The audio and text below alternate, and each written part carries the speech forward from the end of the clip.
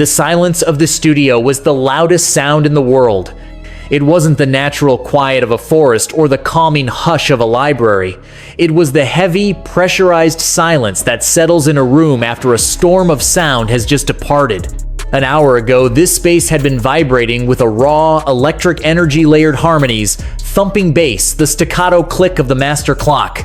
Now, only the low, steady hum of the mixing console and the gentle whir of the cooling fans remained. I leaned back in the worn leather chair, the faint smell of instant coffee and stale practice sweat clinging to the air. On the screen before me, the tracks of the new single scrolled by, a digital map of my recent life. It was perfect. Every note placed, every breath controlled, every layer polished to an impossible shine. Yet, in the echoing emptiness of the room, that perfection felt like a kind of lie. Most of my life was lived through that screen, a controlled output of light and sound. The Jungkook the world knew was a tireless machine, a smiling face, an iron-willed perfectionist who never missed a beat. That person existed in the applause, in the headlines, in the carefully curated moments I delivered through the camera lens. But the person sitting here now, in the dark, was just Kook, and Kook was tired. I never talk about things like this. Why would I? Most of the time, when people, interviewers, staff, even my family ask about the future, about things like marriage or slowing down, I've perfected the response. A slight, humble smile, a small, self-deprecating laugh, and the simple, non-committal answer, "We'll see. There's still so much to do." It worked every time. It was an armor. It suggested a healthy focus on my career while neatly deflecting the kind of personal vulnerability that the world frankly didn't deserve to see. But lately, the question of what comes after has been persistent, like an earworm I couldn't mix out of the track. It started showing up in interviews, subtle fan comments, and even in casual talks with the members. The word was always the same, and it always felt alien. Honeymoon. The irony was staggering. I wasn't married. I didn't have a partner, or even a date. I didn't have a plan for a wedding, or even a mental timeline. I was still tethered, heart and soul, to the schedules, the goals, the ceaseless forward momentum of this life. Yet, the idea persisted. What would a honeymoon look like for me? I, who had lived my entire adult existence being watched, judged, loved, and profoundly misunderstood all at once. The whole thing started, officially, when Jungkook asked me. It was out of nowhere. We were both working late in the adjacent studio, the door between our rooms propped open with a stray sneaker. He had been quietly writing, the sound of his pen scratching paper, the only sign of his presence, until he looked up, his glasses catching the monitor light, and simply said, "Jungkook, if you ever get married, where would you go for your honeymoon?" I laughed, louder and more genuinely than I intended. It was a nervous, disbelieving laugh. I physically turned away from the screen, running a hand through my already messy hair. "Young, what kind of question is that at 2 in the morning?" I countered, trying to keep it light. "I don't have an answer." The truth was heavier. I'd never let myself imagine it. For so many years, my life hasn't been about personal desires. It's been a fortress built around schedules, rehearsals, and achieving impossible goals. Even my most genuine, happiest memories, the pure, weightless exhilaration, exist only inside those controlled environments. The practice rooms where a choreography finally clicked, the backstage corridors minutes after a flawless show, or the tour bus moments when we were all so tired, we just laughed until we cried. Love, real love, felt like a dangerous variable that could sabotage the entire structure. So when Namjoon asked, it caught me completely off guard. At first, my instinct was to offer the simplest, most diplomatic escape route. Maybe Jeju Island, Hyung. Just for a few days, I might have said, a casual shrug to keep the conversation meaningless. But the question stuck, sharp and insistent. It didn't just ask about a location, it asked about a life I hadn't prepared for.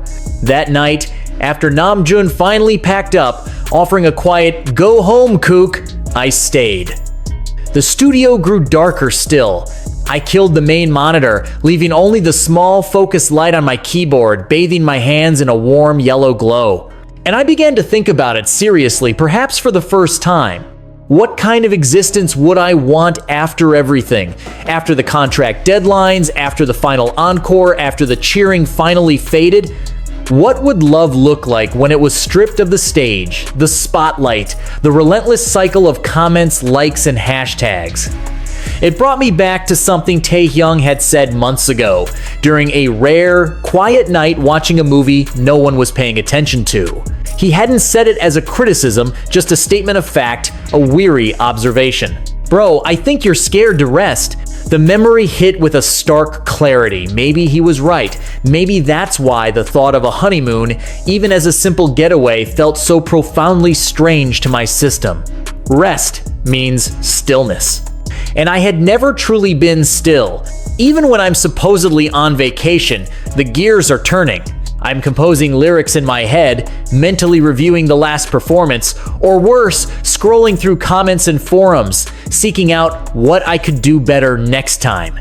My mind, trained for efficiency and output, views every unguarded moment as wasted time, a vulnerability. Perhaps, I thought, leaning my head against the cool wall, my honeymoon isn't supposed to be about beaches or fancy hotels at all. Maybe it's supposed to be about learning how to stop running. When I thought about the core idea of marriage, I didn't picture a glittering diamond or a perfectly tailored suit. I pictured peace.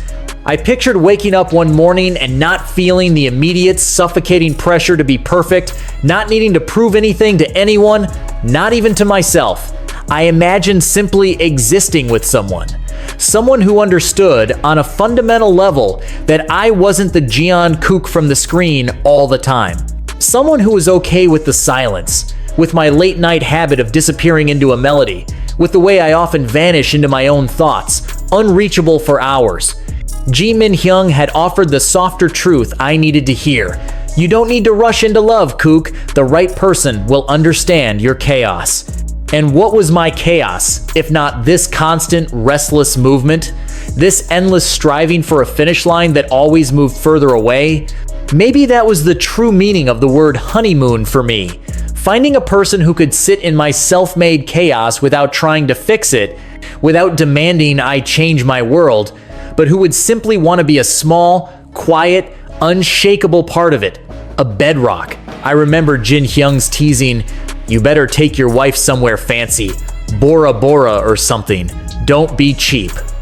We had all laughed, but my inner voice had been immediate and resolute. No, I'd rather go somewhere empty, somewhere anonymous, somewhere nobody knew my face or my history. Somewhere I could just be a man holding a woman's hand without the cameras flashing, without a headline waiting to be written. Maybe Iceland, for its desolate, quiet beauty. Maybe just a tiny village lost on a mountain coast. The destination wasn't the point. The destination was the absence of noise. Ho So-kyung's words from the rehearsal floated back to me. You're always looking for the next thing to perfect, but life isn't a project. He was absolutely right. That was probably the core reason why I had been so guarded about love and marriage, because I didn't want it to become yet another thing to perfect. I didn't want it to be a performance. I wanted it to be real, messy, unfiltered. I made a silent pact with the darkness of the studio. I didn't need to know when I would get married, but if I ever did, the honeymoon wouldn't be about traveling far. It would be about feeling close. And it was Yi Hyung, the quietest one, who had delivered the deepest truth about connection. He rarely spoke about love, but when he did, the words resonated with an almost terrifying wisdom. He once said, "You'll never find someone who fits you completely. You just find someone who accepts the parts that don't fit." I thought about that constantly because if my life was a collection of ill-fitting pieces, the idol and the artist, the energetic performer and the quiet man who disappears into his thoughts, then the honeymoon wasn't a destination at all. It was the moment when I would finally feel understood. A moment when I didn't have to explain why I was quiet. A moment when I didn't have to justify writing a new melody at 3 in the morning. A moment when I didn't have to choose between love and purpose, because somehow, miraculously, they both existed in the same quiet space. And I wondered sometimes what the fans, the army, would think.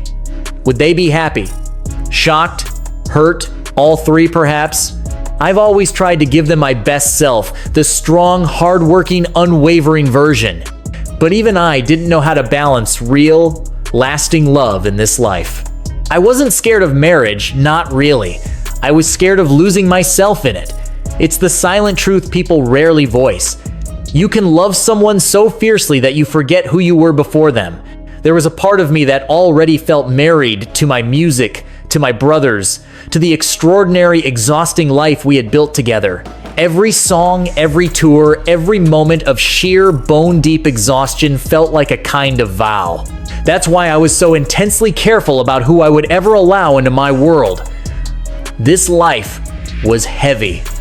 It was beautiful, but it was lonely sometimes, even surrounded by millions of adoring eyes.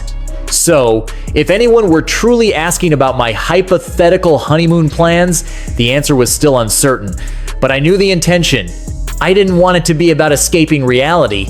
I wanted it to be about building one. A reality where I could sing freely, love deeply, and rest without the paralyzing weight of guilt. Maybe I'd wake up next to the ocean. Maybe just in a small, rented house, far from the clamor of Seoul. And maybe, just maybe, I would finally write a song that morning about gratitude, about how far I had come, not just in my career, but inside my own heart. When that day came, and when I finally found someone who understood what my heart truly beat for, I wouldn't take her to a postcard view. I would take her somewhere that felt like me, simple, honest, quiet. It wouldn't matter where we went. Because after everything, what I truly craved wasn't a destination. It was a feeling. The feeling of being known. Not as Jungkook, the idol, the golden talent, the headline, but as the complicated, often silent human being behind it all. I was learning that too, and maybe one day, when I finally planned that honeymoon, it would be less about where I went and much, much more about who I had become by the time I got there. The days immediately following Nam Jun-hyung's question were saturated with work, back-to-back rehearsals, fittings for a music video, and a string of promotional interviews. Yet, the question, like a persistent, low-frequency sound, buzzed beneath the surface of my concentration.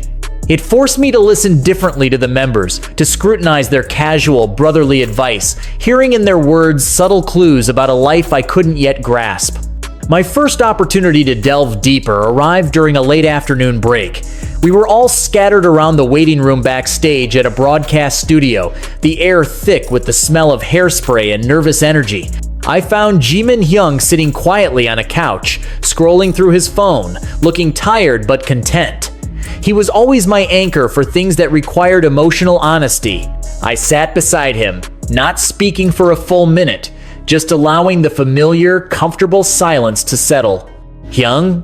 I started, keeping my voice low so the nearby staff couldn't overhear. That question Nam Jun-hyung asked, about the honeymoon. Jimin didn't look up immediately, but the corner of his mouth twitched slightly. "Ah, the ever-elusive honeymoon. Still thinking about it, Kook?" "I think I am," I admitted. "It's just, I can't picture it. When I try, I don't see a place, I just see an enormous amount of quiet. And that scares me." Jimin finally put his phone down and turned to me fully, his expression open and genuine. "Of course it scares you. You've never allowed yourself to feel quiet without attaching a task to it. You view stillness as downtime that needs to be earned." I nodded, swallowing hard. That hit the mark. "You once told me I shouldn't rush into love, and that the right person would understand my chaos. What exactly is my chaos, Hyung? Is it just the constant schedule, or something worse?" Jimin leaned back, considering the ceiling. "No, it's not worse. It's just you. Your chaos is that endless energy. It's the way you're already looking for the next thing to master, even when you're laughing. It's the self-doubt that makes you work until 3 in the morning when the song is already finished. You're always moving, always seeking to fill the void. The right person, Kook, won't try to fill it for you. They'll just sit beside the void." He paused, then added gently, They'll understand that even your happiest love might still be written in lyrics at 2 a.m. They won't compete with the song, they'll listen to the song. His words resonated deeply. It wasn't about finding someone less chaotic than me, but someone who could handle my particular brand of intensity. Later that evening, the topic inevitably came up again during dinner. We were crammed around a small table in a private dining room, Namjoon, Jin, Hoseok, and me. So, the honeymoon itinerary, Jungkook, Jinhyung declared dramatically, tearing a piece of grilled meat with his chopsticks. "I hope you've upgraded your standards from Jeju Island." I smiled, playing along with his teasing. "I'm thinking of somewhere empty, Hyung. No paparazzi, no room service, no expectations." Jin gasped, leaning in like he was sharing a great secret. "See, this is the mistake. You have to take your wife somewhere ridiculously extravagant. Bora Bora, the Maldives, some private island where the water is so blue it hurts your eyes. Don't be cheap, kook. This is your one chance to show the world you're a grand cinematic romantic." His words, intended as a joke, crystallized the very thing I was trying to run from: the public's grand performative idea of love. For someone like me who had lived on a stage, even a marriage proposal or a honeymoon felt like it risked becoming another performance. "No," I said, putting down my spoon, suddenly serious. "I think the exact opposite. If I went to Bora Bora, I'd just be Jungkook from the famous band struggling to relax. The staff would be watching. I'd be self-conscious. I want to go somewhere no one knows my name, Hyung. Somewhere I can just be a person. I could hold her hand, we could walk for hours, and the only person judging my outfit would be her." I looked down at my hands. I need the marriage to be real, not just the honeymoon photos. Namjoon, who had been listening silently, nodded his approval. "That makes sense. You're trying to find absence. That's a luxury we can't buy with money." The next day, the thread of the conversation was picked up by Hoseok. We were in the middle of a rigorous choreography practice, and I was, as usual, meticulously rechecking a 7-second sequence I had already performed perfectly a dozen times. My body was aching, but my mind wouldn't let go of the perceived imperfection. Hoseok walked over, towel around his neck, and simply put a steady hand on my shoulder, forcing me to stop running the track. "Cook, stop!" His voice was calm but firm. "It's perfect. More than perfect. You're wasting energy." I pulled away slightly, frustrated with my own relentless need to drill the move. But the tilt of my head on the third count— "I saw it," he interrupted gently. "It was artistry. It was human. You're always looking for the next thing to perfect. But Jungkook," he looked me squarely in the eye, "life isn't a project." His words were a plea to my soul. I'd always treated my life, my talent, and my future as a massive, continuous project with demanding deliverables. The idea of marriage, too, felt like a complex, high-stakes project that I needed to master before attempting. But what if Hoseok was right? What if love and the peace I craved wasn't a project with a deadline, but simply a state of being? I leaned against the cool wall of the practice room, finally allowing myself a full, deep breath. The scent of wood flooring and sweat felt heavy, real. It was in that moment of physical exhaustion, of mental surrender, that the first concrete vision of my future began to form. I realized my fear wasn't about having a wife. It was about the love becoming yet another stage where I had to perform. I wanted love to be real, messy, and unfiltered. I wanted it to be the one place where the idle self could finally clock out. And I knew with absolute certainty that when it finally happened, my honeymoon wouldn't be about distance. It would be about intimacy. It would be about finding someone who accepted the scattered, unkempt parts of me that even I was still learning to manage. I thought of Yihyung's profound line, "You just find someone who accepts the parts that don't fit." If I could find that, then the destination truly wouldn't matter. It could be a simple cabin, a rainy street, or a quiet, windswept coastline. It would be the moment I finally felt understood, where love and my complex, demanding purpose could finally exist in the same frame without battling for dominance. I was making peace with the fact that the timing was unknown. I would keep working, keep striving, but I would also start listening for that quiet rhythm. Because the more I reflected, the more I realized that the honeymoon I was truly planning for wasn't a trip. It was a state of inner silence I had to create for myself first. A silence where I could sing freely, love deeply, and finally, truly rest without guilt. The conversations with the Hyungs had accomplished one thing. They had successfully derailed my usual workflow. My focus was fractured. Instead of the clean driving beat I was supposed to be mastering, all I could hear was the low, unnerving hum of my own unanswered questions. I decided to channel the anxiety, the only way I knew how. I spent the next 3 nights in my own private studio, the one tucked away from the main building. It was a small space, perfectly soundproofed, where I could be truly, utterly alone with my doubts and my sound waves. I didn't try to write a pop hit. I didn't try to write a love song. I tried to write a song about longing for normalcy, a feeling so foreign to my life that it felt almost sacrilegious to put it into a track. The process was slow, painful. Every chord I struck felt dissonant, not because the notes were wrong, but because the emotion was conflicted. The lyrics that poured out were not confessions of love, but confessions of exhaustion. I built this castle high. Its walls are gold and glass, but the sky is still too far, and I forget how to breathe without a mask. The lyrics were rough, an unpolished, unmetered cry. This wasn't a song for the fans. It was an unsent letter, a private monologue captured in an audio file. I named the file simply Still. It was during the 3rd night, staring at the empty lyric sheet on my monitor, that I allowed the thoughts about marriage to solidify into something concrete. I wasn't reflecting on the wedding. The idea of an audience for my vows still felt unbearable, but on the unburdening marriage represented. My life was a perpetual quest for more. More stages, more views, more success, more growth. Marriage, I realized, was the first thing I craved that was about less. Less striving, less noise, less pressure. It wasn't about adding a person to my life, it was about subtracting the need for external validation. I thought about the word peace. I used to think peace was the silence between songs, the moment before the encore. Now, I saw it differently. Peace was the ability to wake up and not demand perfection from myself. It was the radical act of simply being without a schedule to dictate my existence. This, I realized, was why the concept of a honeymoon felt so vital to my soul. It wasn't a holiday, it was a metaphor for the final, achieved peace. It was the moment I could finally look at the person beside me and say, I am finished running. But then the familiar wave of guilt would crash over me, heavy and suffocating. My commitment to this life, to my music, to my brothers, to the millions of people who had built their own dreams around ours, was the most enduring relationship I had ever known. Every song, every tour, every moment of self-sacrifice felt like a sacred vow.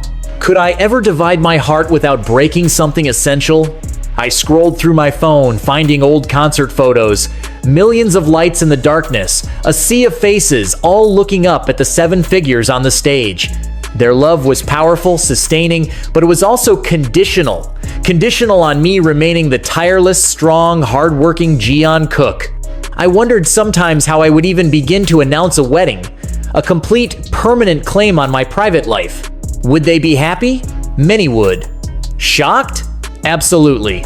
Hurt? That was the fear that froze my fingers on the keyboard.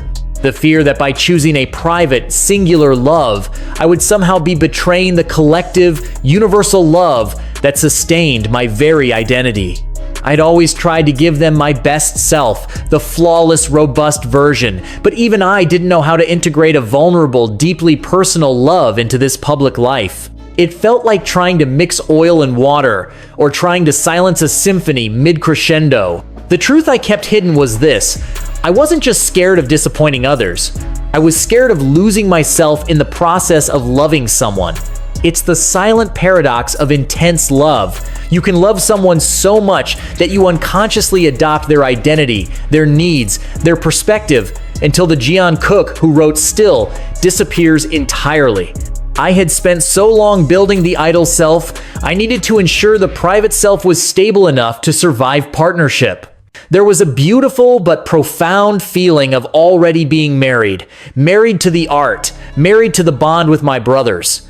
Every moment of exhaustion, every collaborative fight, every triumph, it was a kind of vow.